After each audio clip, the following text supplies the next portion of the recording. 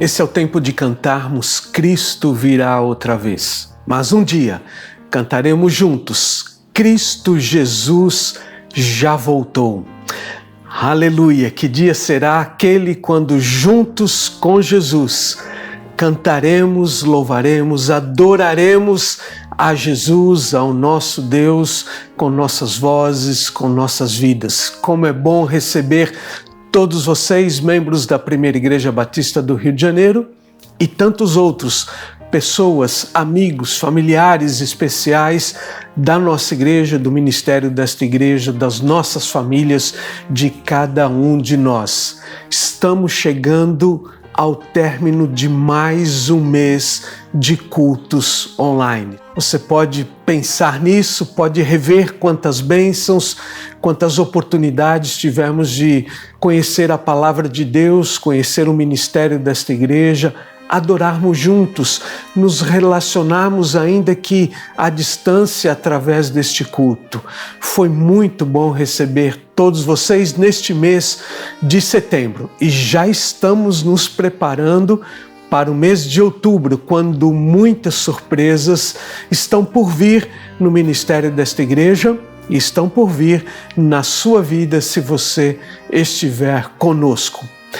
Enquanto Jesus não volta, enquanto cantamos Cristo virá outra vez, é nosso tempo de olharmos, de trabalharmos, de investirmos todos os nossos recursos, dons, talentos, logística, condições para olharmos para alguém e cuidarmos de alguém. É sua oportunidade, é seu dever.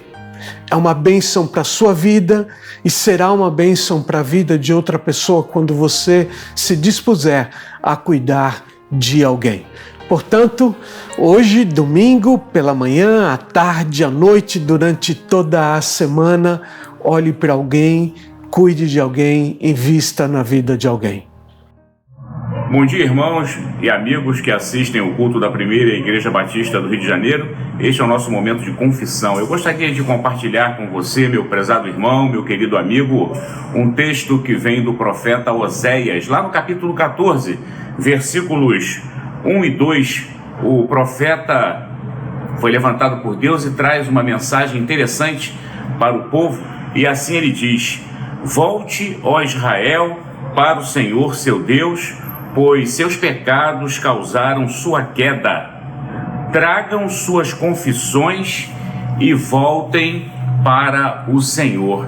Então a proposta é essa, que a gente possa trazer para o Senhor as nossas confissões, que a gente possa voltar-se para o Senhor, reconhecendo os nossos erros, as nossas imperfeições. Devemos reconhecer que o Senhor é o Senhor de toda a nossa vida. Devemos reconhecer que a gente não consegue viver a vida cristã por nossas próprias forças, e a gente deve, acima de tudo, comprometer-se a voltar-se para Ele em momento de problemas e tentações.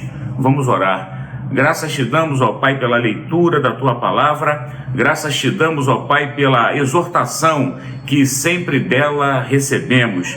E graças te damos, ó Pai, porque Tu nos chamas a voltar a Ti, a buscar a Ti, Senhor, a buscar a Tua presença. Sabemos, ó Pai, que os pecados causam a nossa queda. E nós queremos, ó Pai, neste momento, neste início do culto, reconhecer que precisamos de Ti e, acima de tudo, do Teu perdão. Que a gente possa, ó Pai, voltar para Ti, que a gente possa, ó Pai, em espírito de contrição, reconhecer que Tu és um Deus soberano e que comanda as nossas vidas. Perdoa, Senhor, as nossas falhas, perdoa, Senhor, as nossas imperfeições, e que Tu possas, ó Pai, receber o nosso culto, um culto que agrade ao Teu coração. Fala-nos, ó Pai, por intermédio de todas as partes deste culto, e que possamos estar com os nossos ouvidos voltados para ouvir a Tua mensagem. Esta é a oração que Te fazemos em nome de Jesus. Amém.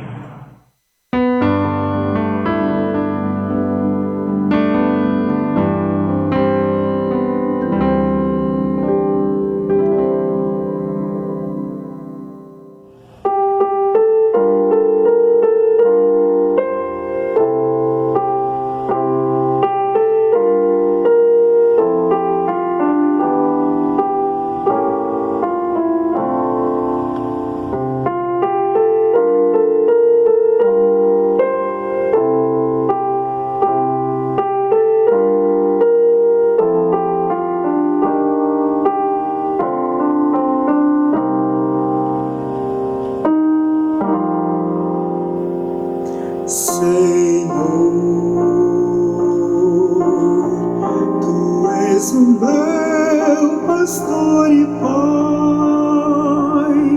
nada me faltará, sim eu sei. Tu não deixarás faltar.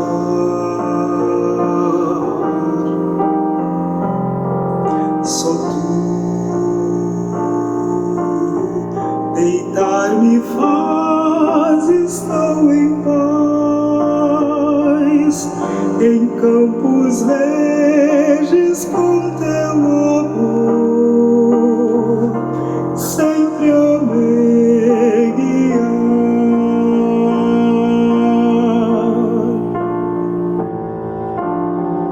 As águas calmas levas-me,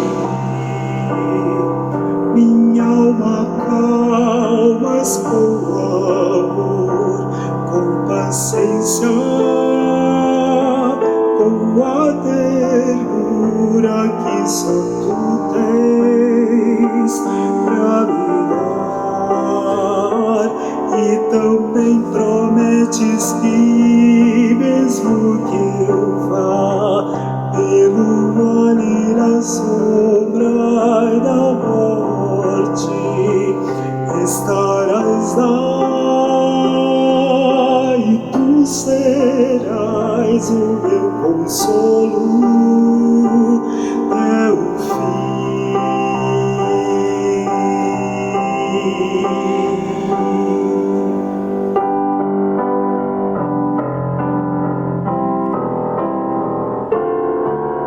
Senhor, tua misericórdia vem, com tua bondade me seguirão todo o tempo onde for. Senhor, habitarei contigo, Rei, por longos dias te adorarei na tua casa, ó Pai.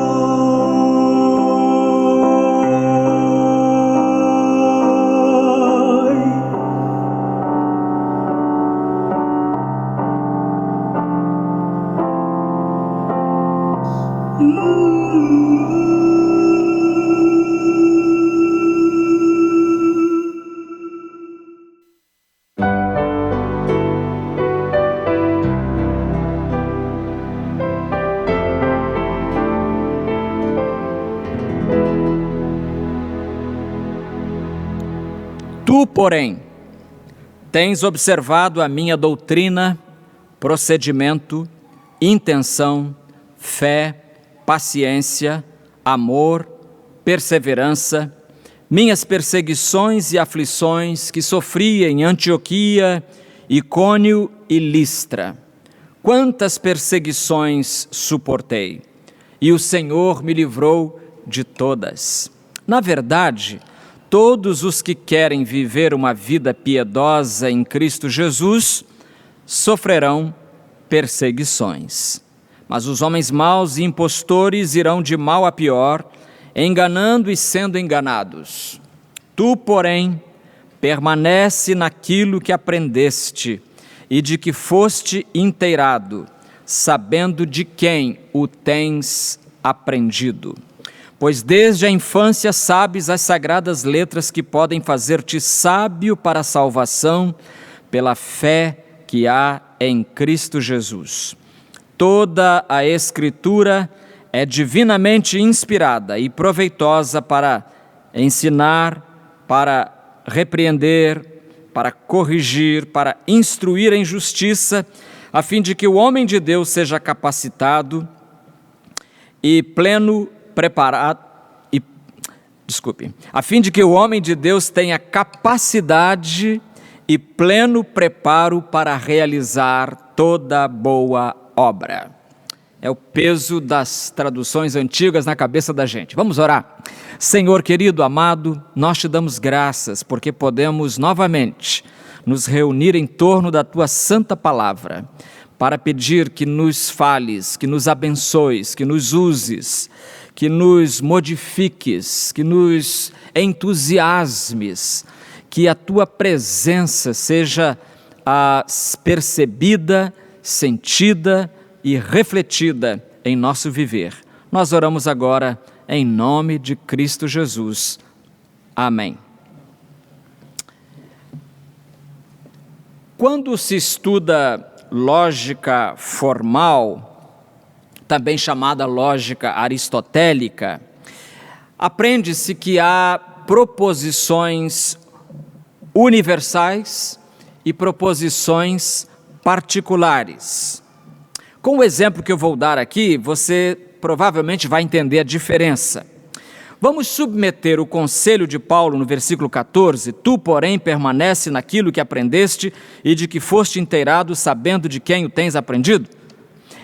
Vamos submeter esse conselho de Paulo ao exame dessa lógica formal ou aristotélica.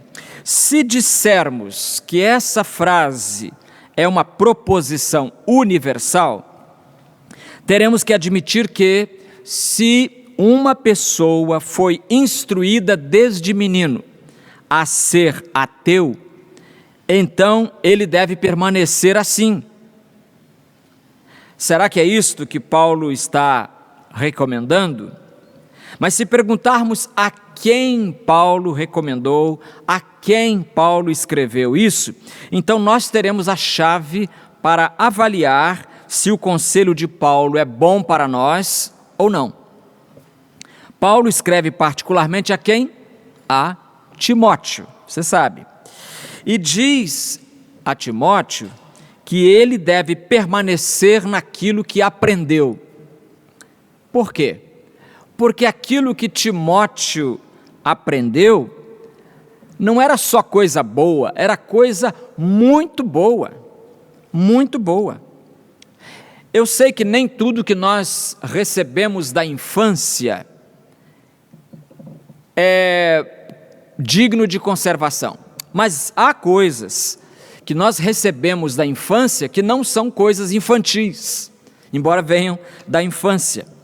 E Timóteo fora alimentado com a palavra de Deus, com o leite espiritual da melhor qualidade. Então, por isso Paulo diz para ele no versículo 14, que é o verso principal que vamos meditar, tu, porém, permanece. Tu, porém, permanece. E se formos subdividir o conselho de Paulo, poderemos dizer, permaneça firme apesar das perseguições. Os versículos 10 a 12, logo no começo, tu, porém, Timóteo, tens observado a minha doutrina, procedimento, intenção, fé, paciência, amor, perseverança, minhas perseguições. Acho interessante ele colocar a perseguição com um pronome pessoal, né? Minhas, pronome possessivo, minhas perseguições, porque cada um de nós tem as suas próprias perseguições, né? Mas então ele diz que ele tem as suas perseguições, e no versículo 12, ele diz, ainda no 11, quantas perseguições suportei, e no 12, na verdade, todos os que querem viver uma vida piedosa em Cristo Jesus sofrerão perseguições. Então a palavra perseguição, o conceito de perseguição, aparece várias vezes nesses 10, 11, 12, 13, esses 4 versículos que nós acabamos de ler. E nós vemos que desde o início da sua história, como a gente pode constatar lendo Atos dos Apóstolos, a igreja foi perseguida, os cristãos foram perseguidos em Jerusalém, em Filipos, em Tessalônica. Aqui ele cita no versículo 11, 2 lugares aqui, 3 lugares, Antioquia, Icônio e Listra. Por onde o evangelho passava, aonde Paulo chegava, ele era perseguido, e igualmente os outros pregadores também. Isso no início. E depois veio, com o espalhamento dos crentes pelo Império Romano afora, a perseguição do Império Romano contra a igreja, contra os cristãos. E essa perseguição do Império Romano, claro, dado o tamanho e a importância do Império Romano, a perseguição foi ainda mais feroz. Tanto que no dia 30 de abril, lá do ano 304, o imperador Diocleciano emitiu o decreto mais destrutivo em sua campanha contra os cristãos. E nesse decreto do dia 30 de abril de 304, a partir dali, por 7 anos, os crentes foram submetidos a terrores inimagináveis. Os cristãos foram, por exemplo, demitidos dos seus cargos, no seu trabalho. Eles perderam seus direitos civis, muitos deles tiveram seus direitos civis suspensos. Os edifícios das igrejas foram incendiados, cópias das escrituras, você lembra que era cópia à mão, né? Portanto, dificultosa e por isso muito cara. Cópias das escrituras foram queimadas em praça pública, nos mercados. Pastores e líderes em geral, líderes religiosos, foram presos e executados, muitos inclusive executados pela boca dos leões nos coliseus. Então foi uma perseguição cruel, a pior, a última, essa de Diocleciano. E isso durou até o ano 313, porque no dia 13 de junho de 313, passou a valer o chamado Édito de Milão, que concedeu ao cristianismo o estatuto de religio licita, religião permitida em latim. 2 anos antes, o imperador Galério, no dia 30 de abril de 311, promulgou o Édito de Tolerância, também chamado de Decreto de Indulgência, no qual, evidentemente buscando harmonia política, reconhece o cristianismo e dá fim à perseguição anticristã. Então veja, é sabido, há muitos filmes, muitos livros contando de perseguições à igreja, e a gente chega nesse nível, a gente vai vivendo e vai chegando até o século 21. E você pensaria que a civilização do século 21 fosse fazer cessar as perseguições. Triste engano.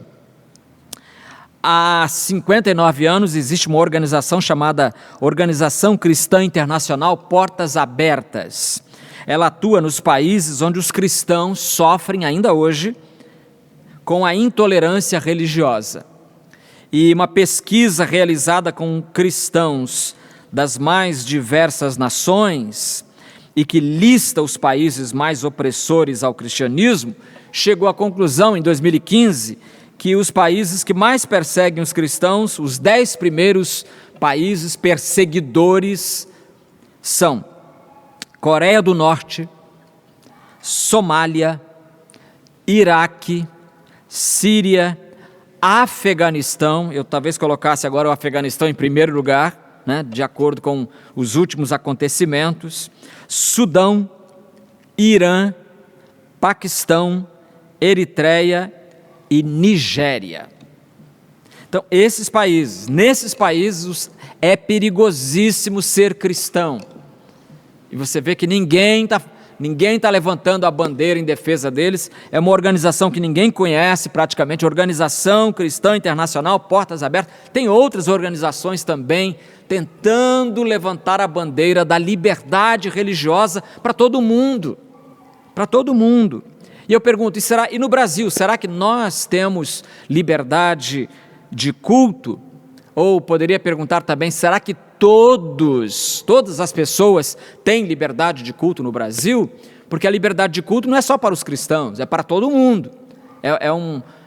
uma conquista social, não é? Da sociedade. Então, vamos ver aqui, olha, que a cada 3 dias, em média, uma denúncia de intolerância religiosa chega à Secretaria de Direitos Humanos da Presidência da República. Então nós temos a Presidência da República, e essa presidência tem uma Secretaria de Direitos Humanos, e essa secretaria recebe, a cada 3 dias, em média, uma denúncia. Entre 2011 e 2014, por exemplo, 504 queixas desse tipo foram relatadas à pasta pelo Disque 100, canal de denúncias para violações dos direitos humanos, que são repassadas à polícia e ao Ministério Público. Em 2013, 45 episódios relatados de intolerância religiosa. E os evangélicos aparecem em segundo lugar entre as vítimas. Não é o primeiro lugar, né?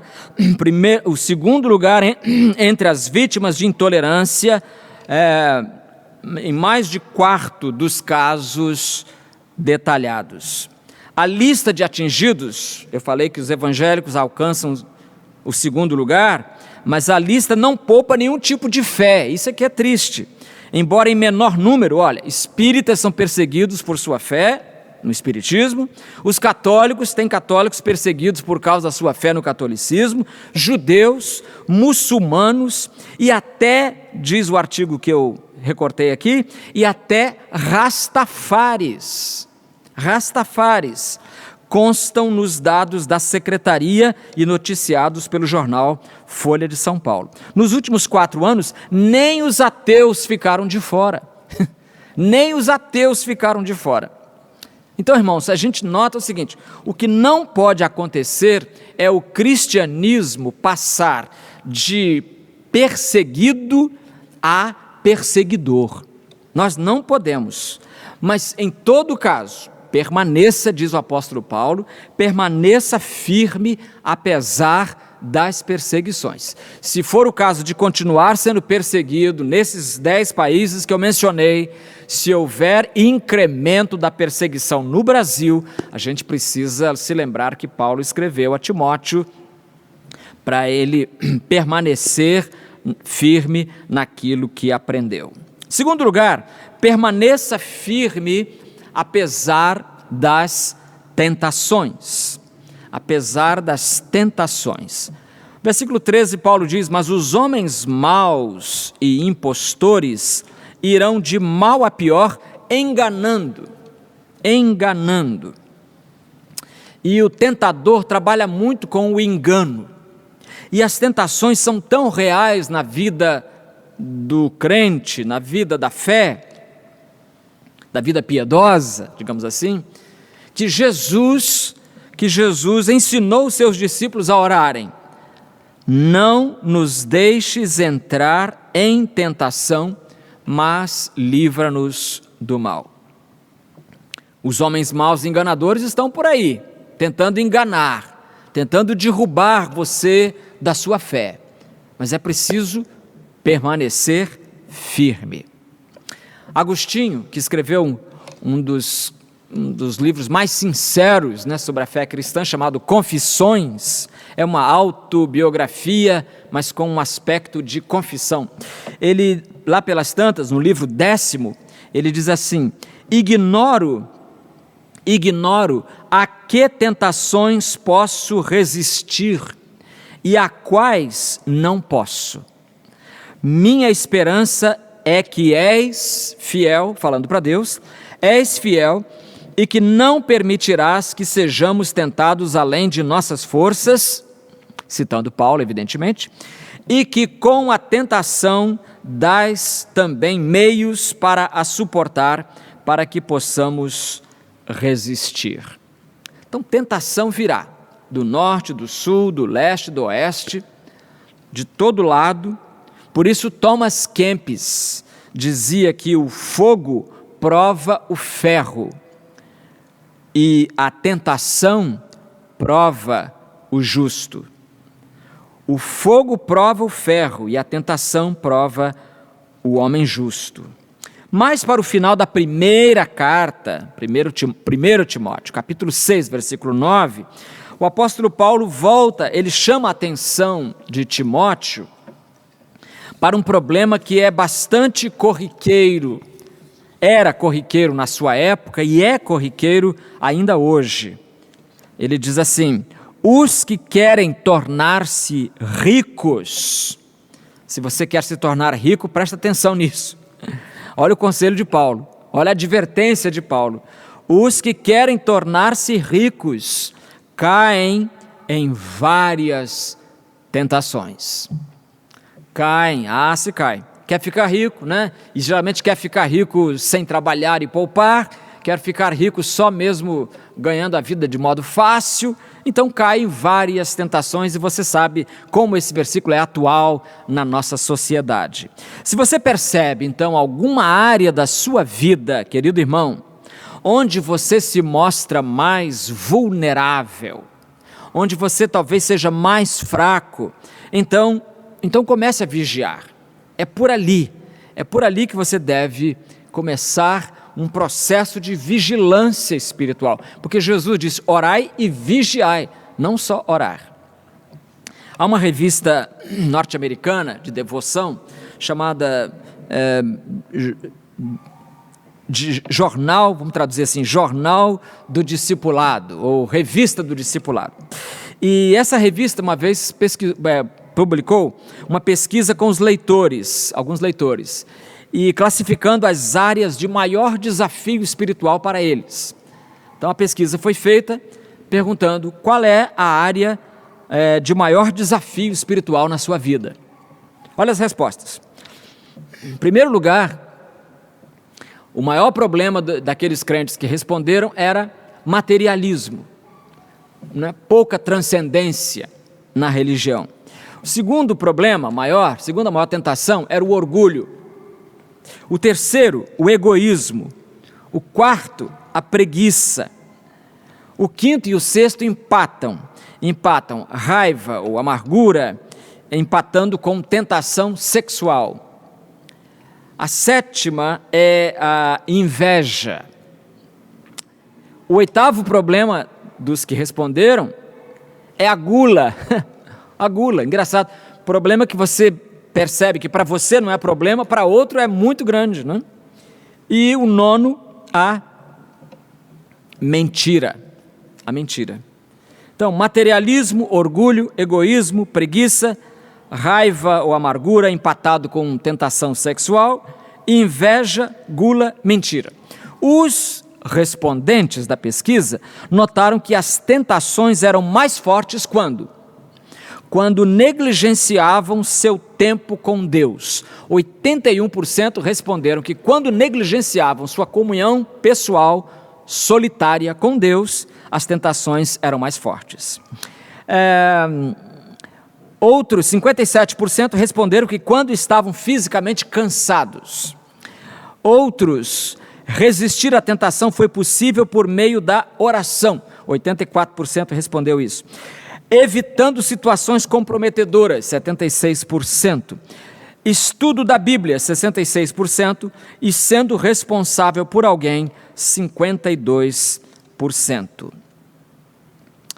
Eu diria que, além dessas 9 tentações aqui referidas nessa pesquisa, nós poderíamos acrescentar uma outra.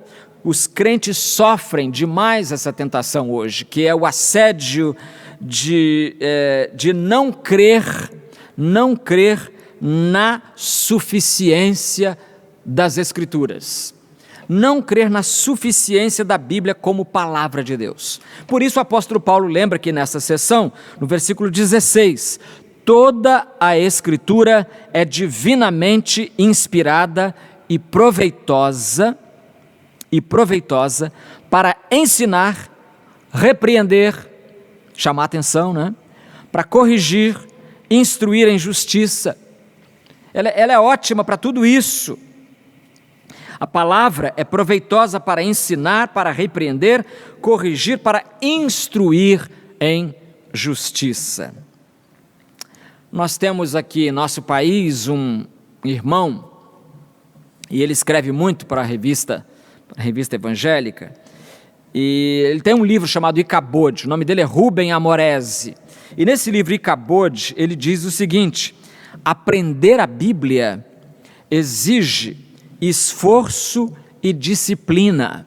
E realmente você vê aí o esforço dos exegetas, dos professores da escola dominical, dos pregadores, de traduzir o que a Bíblia está realmente dizendo. Então, aprender a Bíblia exige esforço e disciplina, exige análise, exige passar pela dor, eu gostei dessa frase, passar pela dor e incômodo de ouvi-la falar contra nós mesmos. Ouvindo a Bíblia falar contra nós mesmos. Eu sei que há uma tendência muito popular, talvez popularesca, de se procurar na Bíblia coisas que confirmem as nossas suposições. Mas é preciso estudá-la disciplinarmente, não é? Religiosamente, esforçadamente, constantemente, inteligentemente. É preciso o tempo todo dar atenção à Bíblia e passar pelo incômodo de ouvi-la falar contra nós.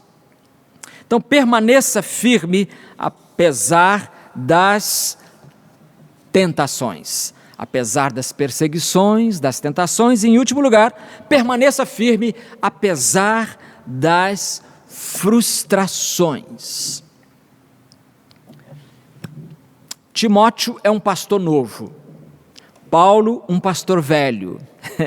Eu gosto muito do fato de que o pastor velho está dando conselhos a um pastor novo.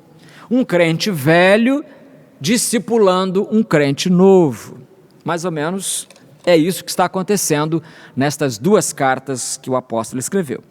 E uma das coisas que vai desanimar o líder, seja ele pastor ou líder leigo, uma das coisas que pode fazê-lo desanimar e entregar o cargo e ir embora até da igreja, é a ausência de resultados. E essa é uma frustração, meus irmãos, uma frustração que Timóteo vai ter no seu ministério. Ele vai sentir falta dos resultados. E aí eu fiz um apanhado, já há muitos anos que eu estou anotando, quando eu leio em algum lugar, num livro ou num site, e eu coloco junto desse arquivo aqui, olha, o tempo que demora para alguém que está pregando ver o primeiro fruto. Então veja só, o missionário Eurico Nelson, ou Eric Nelson, né? Ele morreu em 1939, e ele deu 48 anos de sua vida à implantação do trabalho de Deus na Amazônia. Ele fundou a primeira igreja batista de Manaus, a primeira de Belém, e pregava para os ribeirinhos todos.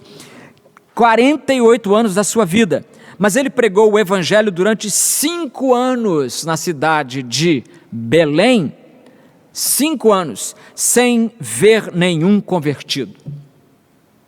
Interiormente, o Espírito de Deus lhe dava a certeza de que um dia aquele fruto iria aparecer.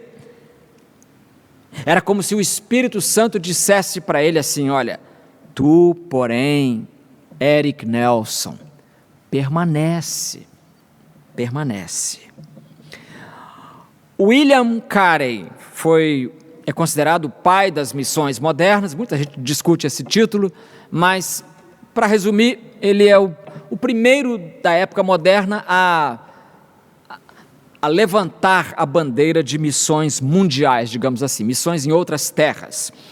E ele era inglês, né? Consertador de sapato, fabricante de sapato ali, manual, e ele chegou à Índia como missionário em 1793. 1793. Mas ele teve que esperar 7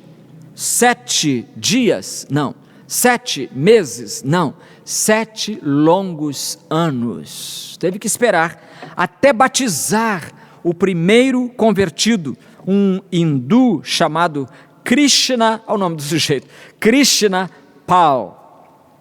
Naqueles primeiros 7 anos, é como se o Espírito Santo dissesse para William Carey: tu, porém, permanece. Adoniran Judson foi outro missionário, esse era norte-americano, saiu dos Estados Unidos e foi para, na época chamava-se Birmânia, hoje se chama Mianmar. E ele também só viu o primeiro convertido, aliás, sofreu muita perseguição, o nosso Judson aqui, e ele só viu o primeiro convertido depois de 7 anos de trabalho também. Então, 7 anos na Índia com o inglês Carey, 7 anos na Birmânia com o americano Judson, e no Japão, mesmíssima coisa. No Japão ocorreu exatamente isso, 7 anos para que surgisse o primeiro convertido japonês. 7, olha só, parece até que Deus quer falar alguma coisa através desses 7 anos, não? O primeiro missionário evangélico a chegar na República Dominicana, país aqui em cima, né, na América Central, foi um americano de Ohio. Em 1889, o nome dele era S.E. Mills, um missionário autossustentado, e ele trabalhou durante quanto tempo para colher o primeiro fruto da sua obra? Você pode adivinhar. 7 anos na República Dominicana. Na África Ocidental, há uma região da África chamada África Ocidental, ela reúne, segundo a ONU, 17 países, que são Benin, Burkina Faso, Cabo Verde, Gâmbia, Gana, Guiné, Guiné-Bissau, Costa do Marfim, Libéria, Mali, Mauritânia, Níger, Nigéria, Senegal, Serra Leoa e Togo, além de Santa Helena, Ascensão e Tristão da Cunha. Nessa região, o primeiro convertido só apareceu, você não vai adivinhar agora, não foram 7 anos, foi o dobro, 14 anos. 14 anos até aparecer o primeiro convertido. Permaneça fiel, permaneça firme, mesmo sem ver os resultados. Tem mais. Na Nova Zelândia, meu arquivo é grande, na Nova Zelândia os missionários esperaram 9 anos para ver o primeiro convertido. No Tahiti, que é uma ilha paradisíaca e tal, 16 anos, mais do que ainda na África Ocidental. Agora, quer frustração maior? O primeiro fruto da Tailândia, primeiro evangélico convertido, primeiro cristão convertido na Tailândia, demorou 19 anos. 19 anos. Eu tenho aqui nesta igreja 15 e meio. Imagine todo esse tempo sem um fruto, e mais 4 anos ainda, sem nenhum fruto. É de desanimar, irmãos. Mas é isso que a palavra de Deus está dizendo, é isso que Paulo está dizendo a Timóteo. Timóteo, não jogue a toalha. Timóteo, não desanime, mesmo que você não veja frutos imediatos. Alguém já disse que a obra da educação é uma obra difícil, porque é uma obra que não vê frutos imediatamente. Dona Catarina Smith dizia isso aqui no Brasil, na década de 50, 60. A obra da evangelização também não se vê fruto imediato. Às vezes você tem que esperar 10 anos para que a semente que você plantou lá no seu vizinho, você já mudou de casa 3 vezes, na 4ª casa que você vai morar, aí o vizinho, aquele primeiro lá, é que vai se converter. É assim. Agora, você quer ver frustração, recorde? O recorde de espera parece mesmo pertencer a um inglesinho chamado Robert Morrison. Em 1807, esse jovem tinha 25 anos e ele é o primeiro missionário evangélico a ir para a China. Tem um colega nosso, pastor Francisco Amaral, que escreveu um livro sobre esse Morrison, e o livro se chama Morrison na China. E sabe quanto tempo Morrison trabalhou sem ver um fruto? Recorde, eu falei, né? 25 anos. Um quarto de século, meus queridos amigos. Permaneça firme, apesar das provações, apesar das frustrações. Mas demorou 25 anos para o Morrison na China, mas veja só, nesses 25 anos, ele traduziu a Bíblia para o chinês, ele não perdeu tempo não perdeu tempo não, sabe aquele, ficou vendo televisão o tempo todo, já que ninguém se convertia, nada, trabalhando dia e noite, aprendendo o idioma e traduzindo a Bíblia. Traduziu a Bíblia para o chinês, preparou um dicionário para uso de futuros missionários, porque é uma obra de longo prazo, querido irmão. É essa perspectiva que a gente precisa conquistar, que a obra de Deus não é feita para plantar de manhã e colher de tarde, não. Então ele traduziu a Bíblia, preparou um dicionário, a tradução da Bíblia consumiu 12 anos de trabalho, e o dicionário 16 anos. Estamos falando de gerações aqui. Então é muito dura a frustração de quem prega e não vê resultados. Viu, Timóteo? Se você prega e não vê os resultados, Timóteo, fique firme. Eles vão aparecer. Uma frustração semelhante é a de quem lidera, estabelece programas especiais, atividades atraentes, originais, e não vê resultado. É uma frustração semelhante a essa, a do crente, né? Você vai dizer, mas eu não sou pregador, eu não sou líder de nada, eu não preciso me preocupar com isso, mas talvez você também conviva com a frustração de orar, por exemplo, por um pedido, por um motivo, e não ver os resultados. Você ora e parece que está orando ao vento, porque você não obtém respostas concretas. O que fazer? Paulo diz, tu, porém, permanece. Tu, porém, permanece. Eu quero terminar voltando a esse versículo 14, para lembrar o seguinte, que às vezes nós nos preocupamos com a permanência dos outros na fé, e esquecemos que o conselho é dado a cada um de nós. Tu, porém, no momento em que essa carta é colocada na Bíblia, o conselho deixa de ser apenas para Timóteo e passa a ser para todo crente. Tu, porém, permanece firme naquilo que aprendeste e de que foste inteirado, sabendo de quem o tens aprendido. Então, o recado de Paulo a Timóteo, o recado de Paulo aos crentes hoje é este: tu, porém, permanece. Ainda que todo mundo abandone a fé, você não. Senhor, muito obrigado, porque nos falas por meio da Tua palavra, escrita há tanto tempo, mas que não envelhece, que não caduca, que não perde a validade, mas pelo contrário, um livro que continua nos falando e nos desafiando. E nós entendemos, ó Deus, nesta manhã, o desafio de permanecer na Tua presença.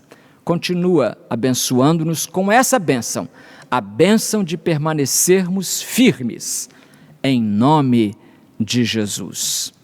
Amém.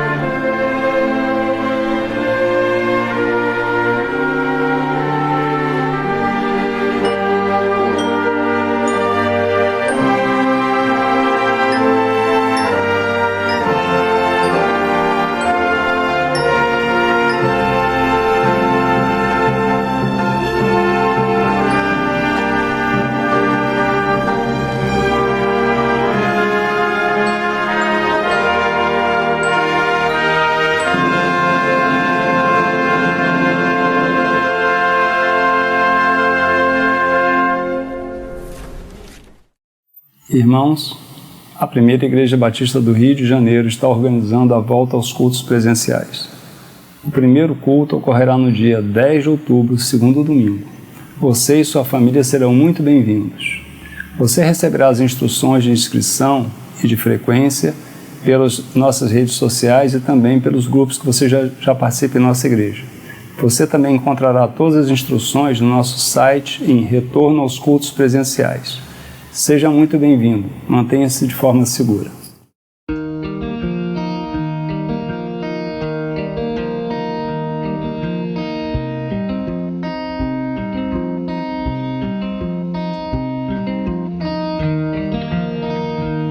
Sou Rita Barreto, da Primeira Igreja Batista do Rio de Janeiro, e faço parte da comissão eleitoral deste ano para a eleição da diretoria da igreja para o ano de 2022. Nós começamos a nossa campanha eleitoral com 3 ações importantes: ore, indique, vote. São 3 ações muito importantes. E você pode começar participando, depois de orar, indicando os nomes para os cargos da diretoria para o ano que vem. Se você ainda não tem o seu e-mail atualizado na secretaria da igreja, pode fazê-lo e aí você receberá pelo seu e-mail o formulário online para indicação de nomes para os devidos cargos. Mas se você preferir pegar o papel, você deve se encaminhar até a igreja e lá pegar o seu formulário em papel. Só podem preencher o papel, o formulário de indicação, os membros civilmente capazes. Lembrando que o e-mail da Secretaria da Igreja, para o caso de cadastramento de e-mails, é secretaria@pibRJ.org.br. Ou você pode também cadastrar ou recadastrar o seu e-mail pelo telefone da secretaria, que é 21 2197 0900. Também quero lembrar vocês, irmãos da igreja, que qualquer dúvida vocês podem esclarecer com a comissão eleitoral através de um telefone específico para esta finalidade. E eu vou dar para vocês agora o número deste telefone. É 21 99 150 6725. Qualquer dúvida pode ligar para este número. E eu encerro a minha palavra convidando a todos os membros da Primeira Igreja Batista do Rio de Janeiro a orarem, a indicarem nomes e também a votarem no dia. Deus nos abençoe.